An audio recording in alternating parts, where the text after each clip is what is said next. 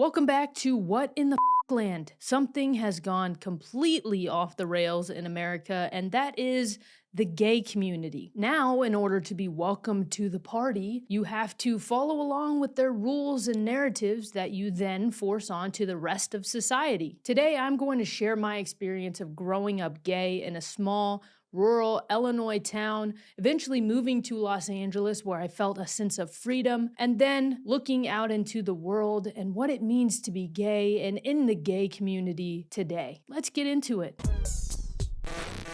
What in the fuckland? I knew I was gay at a very young age. It was about second grade. I remember writing a love note to one of my classmates and putting it on her desk. And I saw her reading it and her face turned red and she looked up at me and she was like, "Shale, is this from you?" And I could tell it wasn't a romantic, Shale, was this you? It wasn't like that. So I was immediately embarrassed and I never spoke about it again. And I never officially came out, like some people do. They have parties, coming out parties and all this stuff. But it was around 18 years old when more people found out I was gay, more of my family and my close friends. It actually happened because my mom saw an AOL instant message from me to my girlfriend on our family computer with Lifehouse lyrics or something, probably. I'm hanging on a moment here with you. I loved her.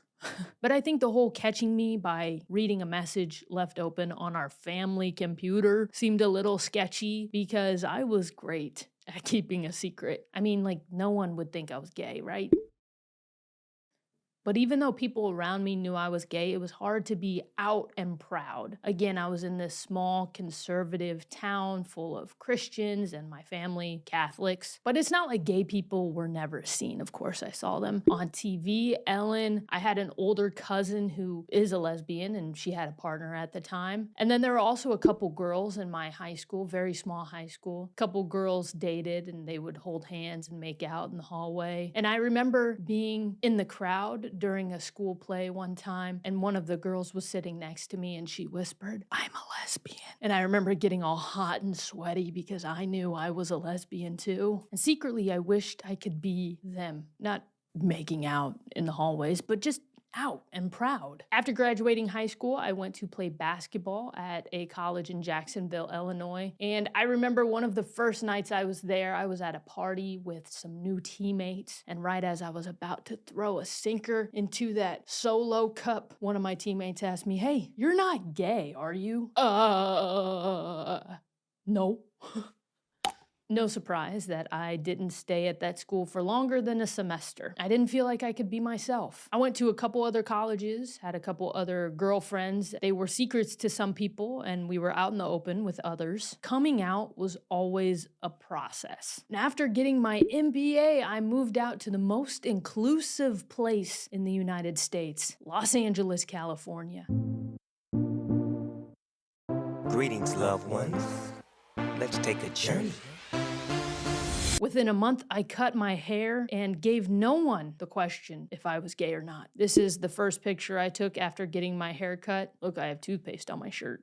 The first time I stepped out in West Hollywood, it felt great. There were pride flags all along. They even have a rainbow sidewalk. I was finally in a place where I felt like I could be me. I partook in pride events, going out to gay bars. I was even in the Pride Parade one year with some friends. I was a part of queer comedy shows and even co-produced a queer comedy show called Queerish. And I started identifying as queer for some time. I don't know what it was. It made me feel safe to not really be anything. I was just like a gay blob. I was just like, I'm queer. Don't bother me, I'm queer. And the gay community, we reclaimed the word queer anyway. So if someone was like, "Hey, you're a queer," I'd be like, "Yeah, I know." Nobody could hurt me. I could be whoever I wanted, wherever I wanted. I don't know what it was growing up. At some point, the word lesbian meant nasty or gross, or I heard it a certain way to make me think that it was that. I was like, "Janice, I can't invite you because I think you're a lesbian." I mean, I couldn't have a lesbian at my party. There are gonna be girls there in their bathing suits. I mean, right? She was a lesbian. So then her mom called my mom and started yelling at her. It was so retarded. I thought I was doing a pretty good job at being gay, but I realized in order to be in the in crowd, you have to do all the gay things, you have to wear all the gay clothes, and you have to be surrounded by all the gay people. Your whole personality, identity, and life had to be gay. For a long time, being gay, it felt like it was all I had to offer. I remember when I first had the discussion about being gay with my mom, and she said, it's fine that you're gay, but just don't make it your whole personality. Don't add it to your introduction of who you are. And I said, Mom, that's not fair. It works so well. My name is Shay and I'm gay. Come on, Mom, you did that on purpose just to take it away from me. I didn't really say that, but I actually did do that. I made it my whole identity. My name is Shay. My name is Shay. And I'm gay. Why was it that in order to feel like myself, I had to be surrounded by rainbows? Why did I have to wear a gay indicator on my clothes, or put a bumper sticker on my car, or wave a pride flag outside my home? And I know a lot of this was just me trying to figure myself out and what being gay actually meant, but the pressure from the gay community really had an effect. No more is liking those of the same gender enough to be gay. You had to be even gayer. If you didn't go to gay things like drag shows and support the performers, you were a bad gay. If you weren't surrounded by gays, you, yourself, you were homophobic. How does that work? Someone being gay and then being called homophobic is just perpetuating the idea that gay people hate themselves. That must be the only reason that they don't agree with this thing that's happening. It's because they hate themselves. That doesn't make no sense. Like, I never picked out my friends in school by their sexuality or how gay they were. I picked my friends out if they were fun, or I could talk to them and they understood my humor. We got along. I could play sports with them. There were so many other reasons as to why I picked my friends, and not how many rainbow pins do they have on their backpack. Here's my review. Not gay enough. And today, the gay community has completely changed for the worse. It used to be an actual safe space where love is love. However, it's turned into a space for people to think the same, push the same dangerous agendas, and share the same common enemies. 2020 is about giving up on gay people in general and backpedaling to the true monsters, the heterosexuals. Yeah, we're taking it back to the source. People in the gay community will refer to straight people as straighties or breeders. They'll refer to straight couples as heteronormative because they are out there being straight and they are promoting heterosexuality. I had to explain that word to my mom the other day. I said heteronormative. She's like she's an English major, and she doesn't understand or know the word heteronormative. I mean, who comes up with these words anyway? Can you use it in a sentence, please? You remember when people used to have straight prides? The public event application for the Straight Pride Parade was approved today by the city of Boston. The group putting on the parade, called Super Happy Fun America, will be holding that event Saturday, August 31st. They say it is a celebration of, quote, being straight, saying that they are not an anti-gay organization. I agree it's unusual to have something like this, but a lot of things seem unpopular at first and then they become mainstream. You know that.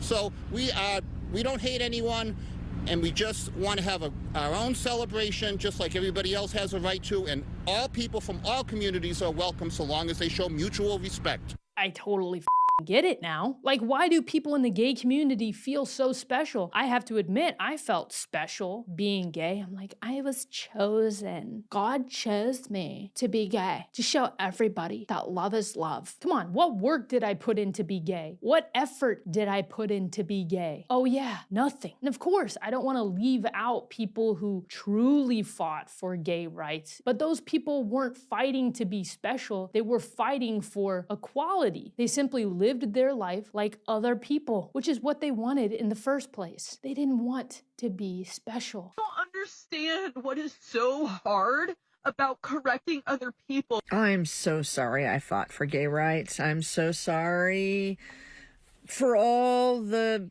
pain and suffering I went through, and had I known y'all were going to take it this far, I wish I could go back in time and not fight for gay rights and just live a nice, quiet, silent life on my own. We thought that's what we were fighting for, was just a nice, quiet, fitting in, being just like everyone else. but I didn't know y'all were going to take it this far. And Pride Month? Don't even get me started on Pride Month. We are so special that we get an entire month to celebrate our sexuality. Again, we did nothing to deserve that. Veterans who fought for our freedoms in this country, including the freedom to love who we want to love, get one day. People who have died for this country get one day. That's Memorial Day. People who have built this country from the ground up, whether they're gay, straight, white, black, tall, fat, skinny, short, they get one day. That's Labor Day. But if you like the same sex, you get a whole month. Congratulations for doing nothing to deserve it. Here's your participation trophy. I made you a trophy for showing up today.